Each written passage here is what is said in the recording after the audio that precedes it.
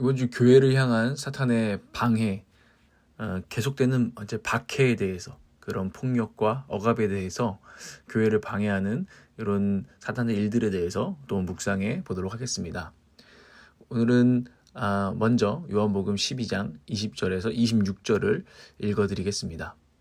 명절에 예배하러 올라온 사람들 가운데 그리스 사람이 몇 있었는데 그들은 갈릴리 벳세다 출신 빌립에게로 가서 청하였다.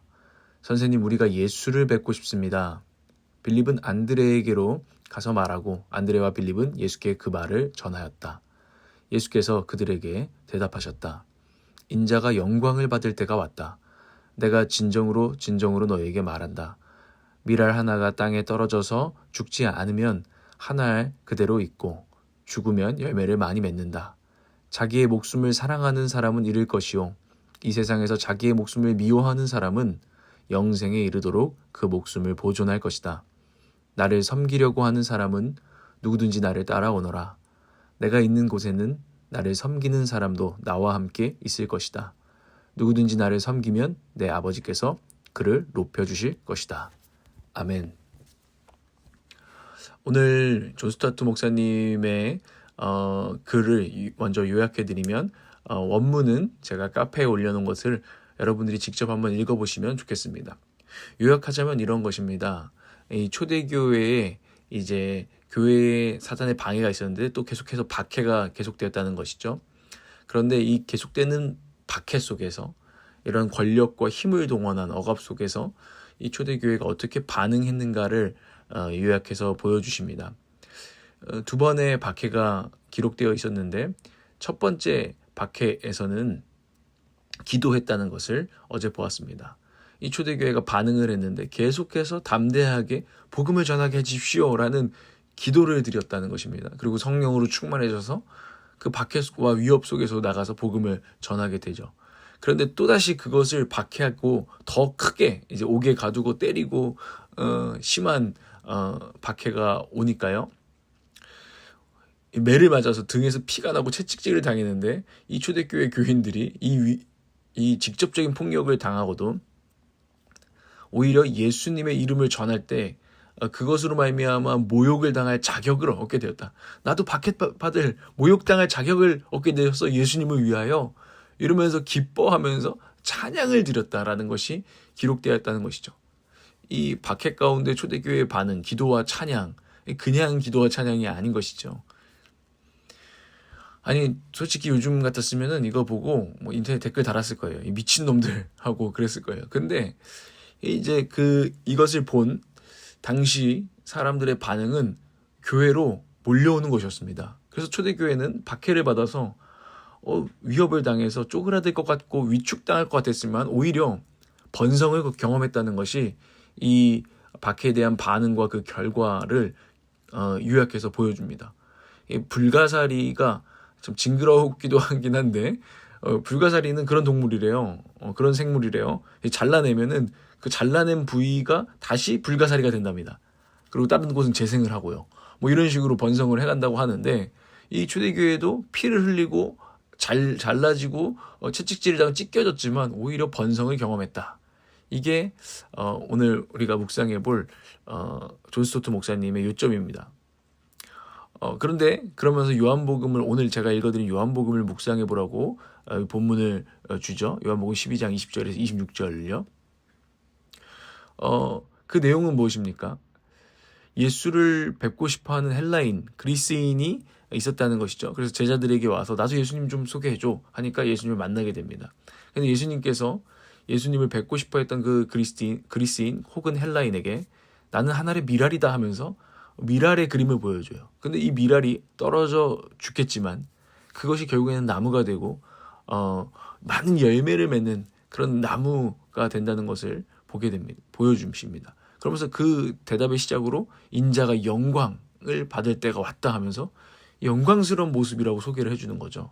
한 알의 미랄이 떨어져서 죽고 그것이 많은 열매를 맺는 게 엄청난 영광과 아름다움이라는 것으로 그들에게 예수님을 보여주십니다.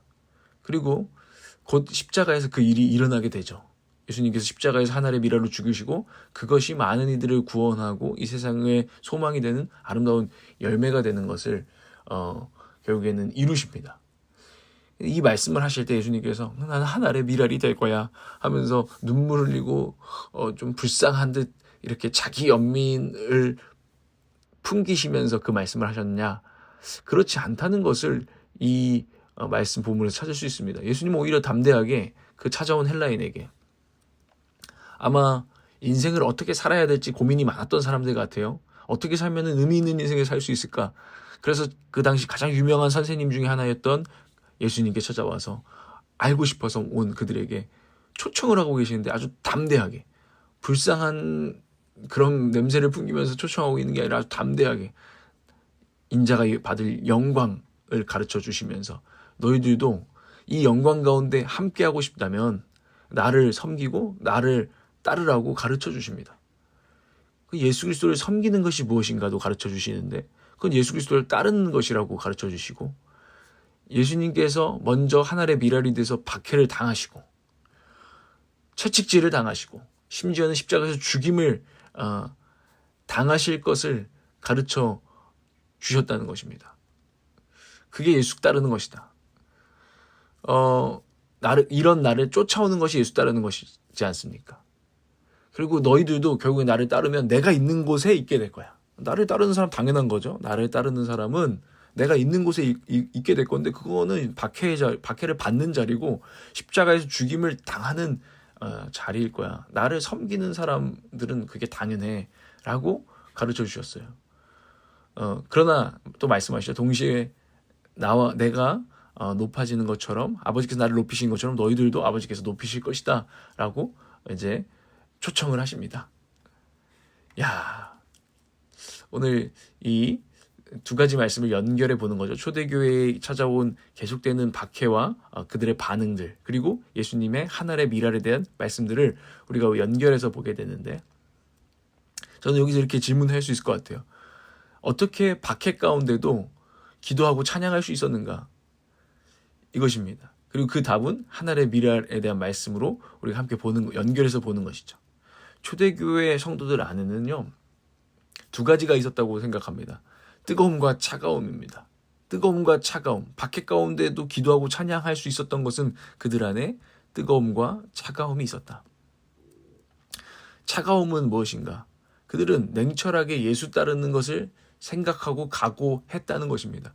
각오가 되어져 있었다는 거예요. 예수님을 따르는 것이 무엇인가? 하늘의 미랄 되신 그분의 길을 따르는 것이구나. 그분이 가신 길, 그분이 당하신 일과 유사한 내 십자가를 각오해야 되는 거구나 라는 것을 냉정하게 정말 각오했다는 것입니다. 냉철하게 따져보고 예수께서 걸어가신 길, 그분이 지키라고 주신 말씀들이 있지 않습니까? 엄연히 우리 손에는 이미 성경이 들려있고 그분의 말씀은 기록되어 있습니다. 그것들을 잘 살피고 그분을 따라가는 것이 이런 길이구나를 냉정하게 볼 필요가 있었다는 것이죠. 그런 차가움이 우리 가운데 있어야 된다는 것이죠. 그래서 박해가 와도 당황하지 않을 준비가 초대교회 교인처럼 될 수 있다는 것입니다. 그렇게 살려면 그런 준비가 되어 있어야 된다는 것이죠. 차가운 사전 준비라고 할까요? 차가운 사전 준비가 이 초대교회 성도들 안에는 있었고 그 반응은 훈련되어져 있는 것이죠. 각오가 되어져 있는 것이죠. 이해가 가십니까? 그런데 동시에 뜨거움도 있습니다. 이 하늘의 미랄을 예수님께서 말씀해 주실 때 어떤 사람은 이게 뭐야? 하고 돌아섰겠지만 하늘의 미랄, 그리고 그 약속대로 하늘의 미랄이 많은 열매를 맺을 것이다 하는 그 약속대로 예수님께서 그 부활의 첫 열매가 되셔서 부활해서 이들에게 나타나셨고 그들은 그 예수 그리스도를 만났습니다. 그리고 그것을 예수님의 십자가를 그냥 슬픔이 아닌 이제 영광으로 믿고 사모할 수 있었습니다. 와, 너무나 아름다운 일이야. 내 인생도 한번 사는 인생 하늘의 미랄이 돼서 주님을 쫓아서 정말 나도 열매 맺는 그런 인생이 되고 싶어. 그냥 이대로 살아서 그냥 하늘의 미랄로 그냥 썩어지지 아니하고 그냥 나 잘 먹고 잘 살아서 끝나는 삶이 아니라 나도 좀 의미 있는 주님을 따라서 정말 하나님 앞에나 사람들에게 정말 열매가 되는 그런 삶을 나도 살고 싶다라는 뜨거운 사모함이 그들 안에 성령을 통해서 일어났다는 것이죠. 그리고 또 그런 믿음이 있었다는 것이죠. 약속대로, 예수님의 약속대로 나도 그분을 쫓을 때, 나도 하늘의 미랄이 되는 삶을 살 때 내 삶은 아름다운 열매가 되고 아름다운 나무와 숲의 일부가 될 거야 라는 그 사모함이, 뜨거움이 이들 가운데 있었다는 것이죠. 그래서 그들은 박해 가운데도 기도하고 찬양할 수 있었다는 것입니다. 그렇게 반응할 수 있었다는 것입니다. 여러분, 오늘 묵상 질문인데요. 저와 여러분은 오늘 이 시대에서 교회로서 박해 가운데 반응할 준비가 되어 있는가? 라는 질문입니다. 위로가 되는 것은 초대교회 핵심 멤버였던 베드로나 요한 사도 같은 그런 제자들도 처음부터 준비가 된 것은 아니었습니다. 예수님의 가르침을 듣고 초청을 받았지만 그들은 예수님이 십자가에 달리실 때 함께, 그분이 계신 곳에 함께 있지 못하고 도망했습니다. 그러나 그들은 믿음 안에서 또 성령 안에서 자라갔고 성숙해 갔습니다. 그래서 어느 순간 박해가 와도 기도와 찬양으로 반응하게 되는 그런 교회의 지도자가 된 것입니다. 그런 교회를 이끌 수만한 믿음의 사람들이 된 것입니다. 저도 참 그런 사람이 되기를 오늘 차갑고 뜨겁게 사모하게 됩니다. 여러분도 정말 오늘 다시 한번 냉철하게 예수 그리스도를 따르는 것이 뭔가 잠잠히 생각하며 각오하시고, 그러면서도 또 주님을 따르는 길은 정말 가치 있는 열매가 있는 길임을 저는 믿습니다. 주님께서 약속하신 대로 이루실 것도 믿습니다. 주님을 따르겠습니다. 따르고 싶습니다. 그렇게 살고 싶습니다. 이런 뜨거움이 여러분 가운데, 그런 믿음이, 소망이 부어지기를 원합니다. 그리고 기도하기를 원합니다. 아버지께서 성령을 보내셔서 우리 안에 오늘 이들 가운데, 우리에게 보이신 이 말씀 가운데 있는 사람들, 그 교회 안에 있던 차가움과 뜨거움이 우리에게도 부어지게 하여 주시옵소서. 제가 기도하고 여러분도 기도하시길 바랍니다. 하나님 아버지, 예수 그리스도의 이름으로 구합니다. 성령을 우리에게 부어주셔서 저희가 예수 따라가는 것이 무엇인지 정말 상고하여 볼 수 있는 냉철함이 있게 하여 주시고, 정말 예수님을 따라간다는 것이 무엇인지 섣부르게 생각하기 전에 생각해보고 말씀을 정말 새겨보는 우리가 되어지게 하여 주시옵소서. 그래서 차가움이 준비되어지게 하여 주시고, 또한 동시에 성령님 우리 가운데 뜨거움을 부어 주셔서 예수 따라가는 것이 얼마나 영광스러운 일인지, 정말 하늘에 미랄되어서 많은 열매를 맺는 삶을 사는 인생이 얼마나 복된 삶인지 우리 가운데 사모하는 마음과 믿음을 허락하여 주시고 뜨거운 마음을 주셔서 우리가 주님을 쫓게 하여 주시옵소서. 예수 그리스도의 이름으로 기도합니다. 아멘.